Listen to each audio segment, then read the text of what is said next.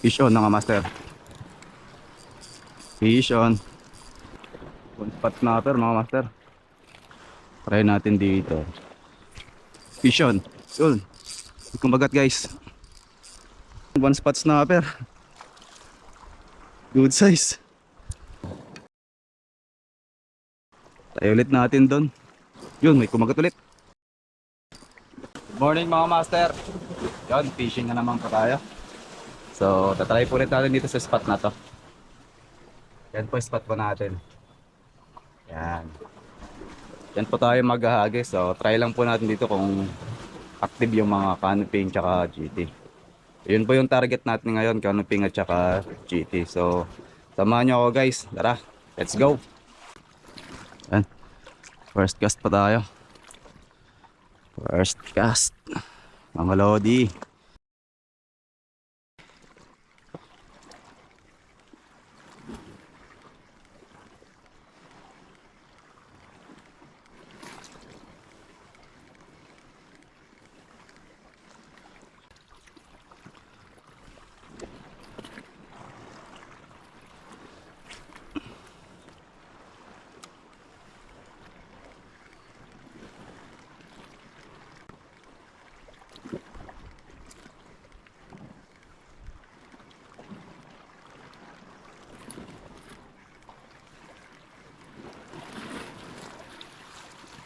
Malakas ang current. Malakas na ang current mga master.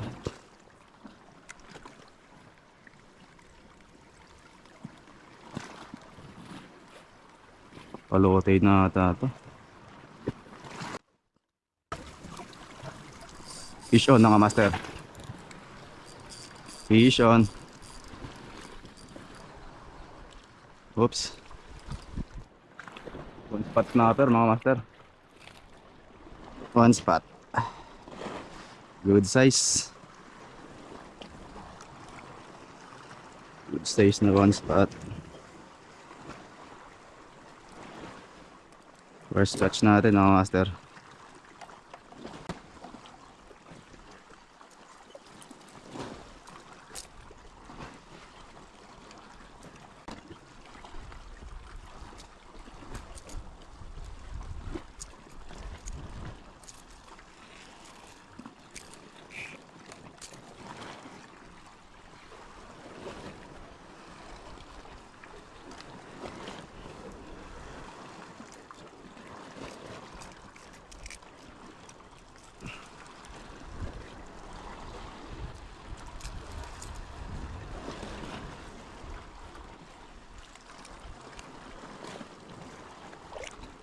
Nice catch. One spot snapper mga master. First catch po natin. First catch Nora.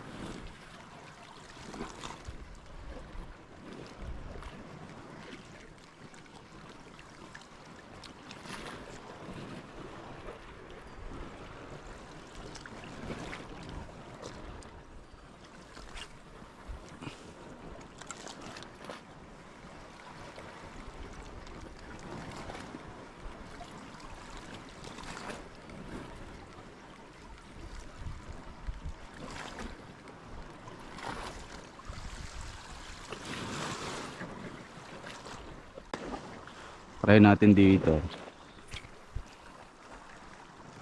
Yan.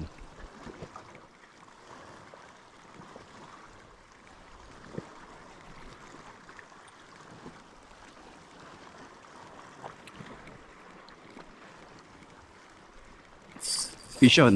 Yun. Kumagat guys. Oh, lakas ah. Lakas nito. Uy. Ganun pa din. One spot snapper. Good size. Lakas. Kaya po lakas sa mila. Balagbag. Ano master. Second catch natin. One spot snapper.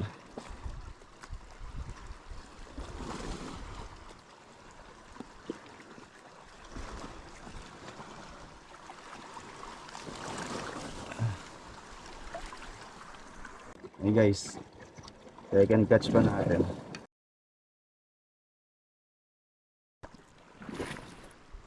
Tayo ulit natin doon. So nag-strike yung pangalawang huli natin. Baka may kasama pa ito.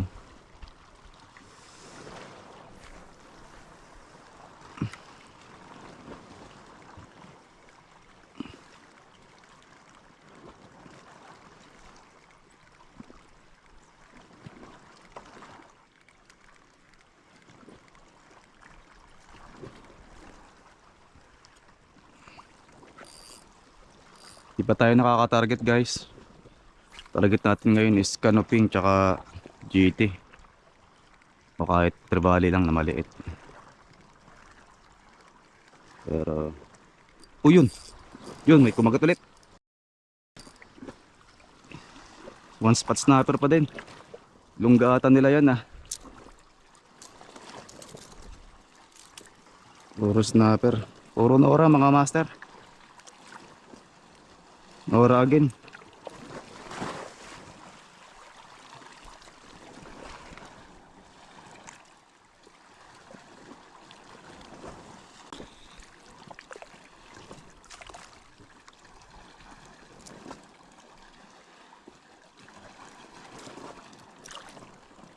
Lagi sila tayo doon guys. Parang nandyan yung mga Nora ah.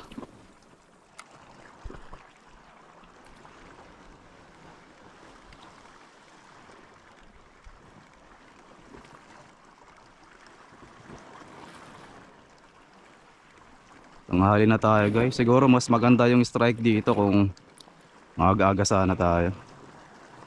Wala pang araw.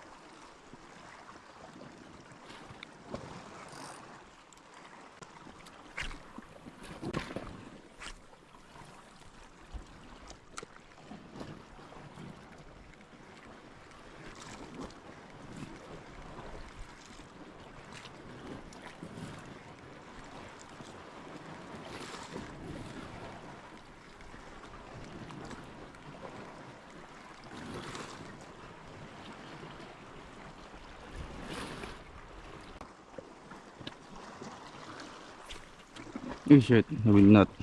Ayun. Nawid na tayo guys. Yun ang problema pagka ganito. At nakalusong pa.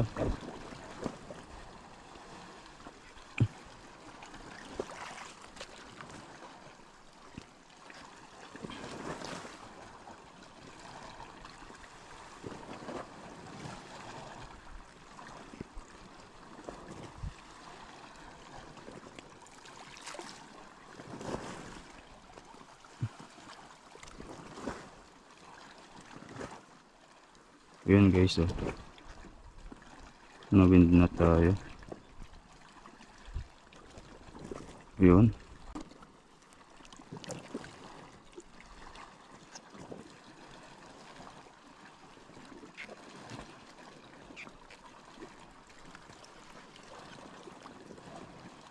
Malalim pa itong isang to. Yun, babalik na natin guys. Para ibalik natin yung linya. Tandaan lang. Ano ba yung ikot?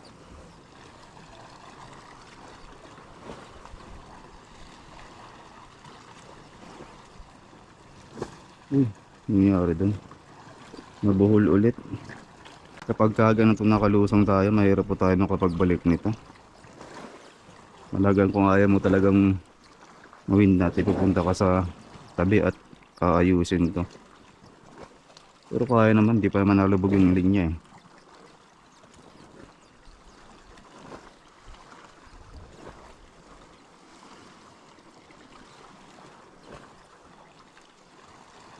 Yun na nga sinasabi ko guys, yung linya dumami na,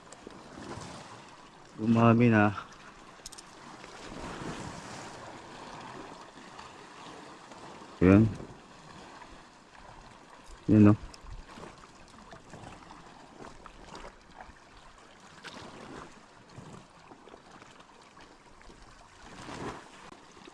Kung kailangan natin pumunta sa ano na.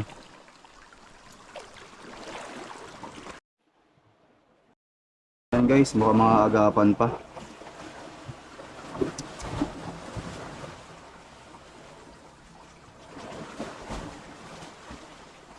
Dinala ko na dito sa gilid at lalong bumubuhol dun eh.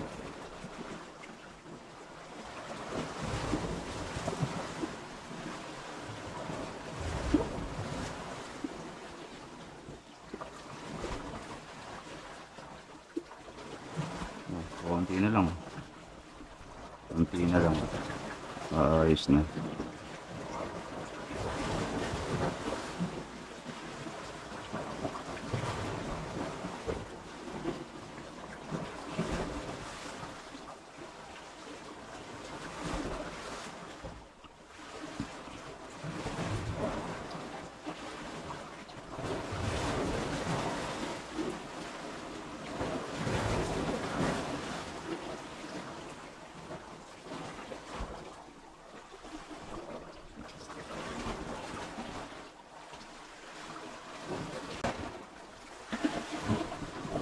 Yun guys, ayos na.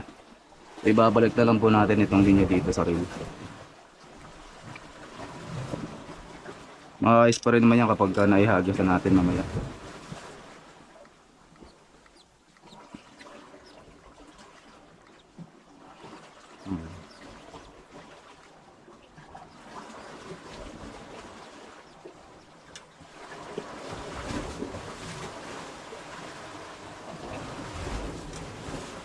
Magalaw kasi yung tubig guys, kaya ano, nabubuhol yung linya kapag ibabalik natin sa reel.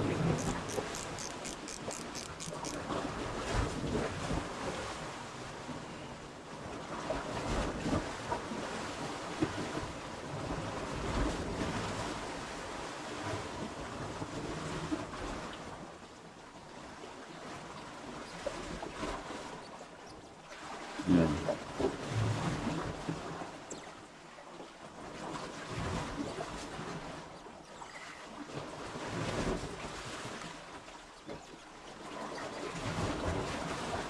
Yun, buhol na naman. Ano pa rin, tutubid lang natin yun.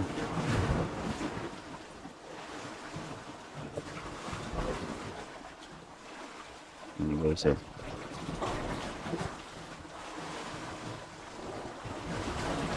Yan, tuwid na.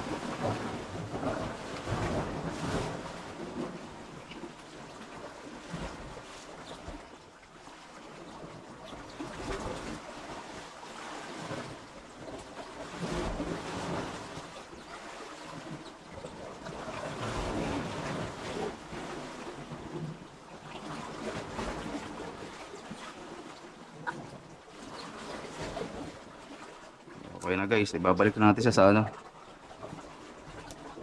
sa rad. Ayan. Ayan. Okay, goods na tayo dito guys. Okay na tayo dito. So, kaya tayo na midnight gawa ng yung lure natin po magaan. 6 gram lang po kasi ito. So, para mai-release po natin ng malayo yung ano, may tapo natin ng malayo yung ating linya. Papalit pa tayo ng mas mabigat na lure. So, palit tayo ng 9 grams. Ito.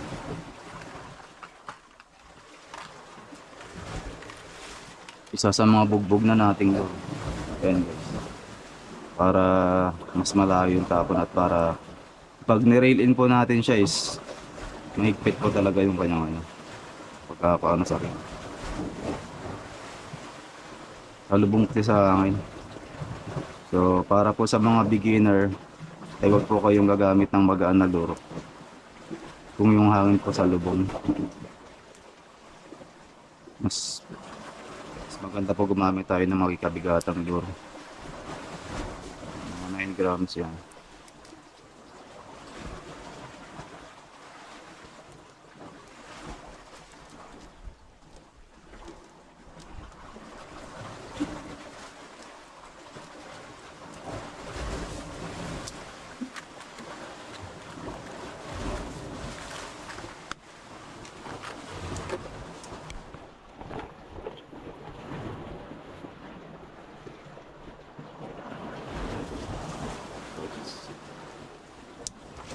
Malakas na ang alon. At may current na din.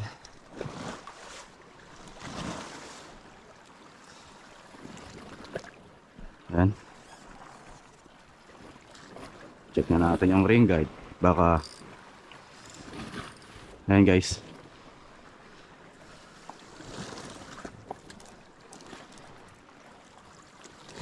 Parang hindi maganda yung connecting natin.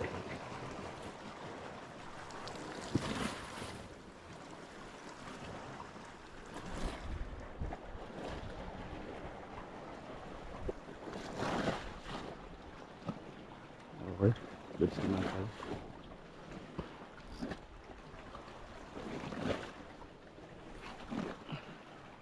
Hindi pa active yung target natin na species mga master.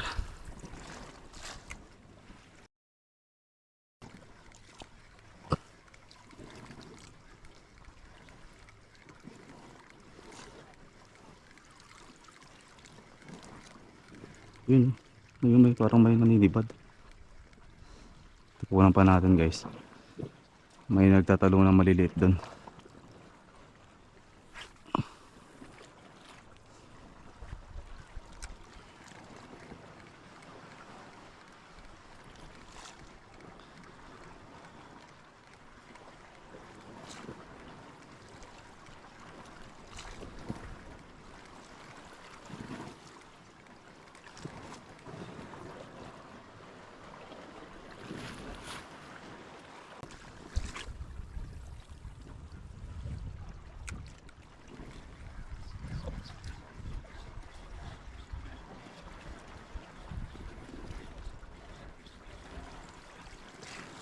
Ang balo. Sumusunod guys. Oops. May sumunod guys. Ni-strike niya kaso hindi naabot. And guys, update pa tayo.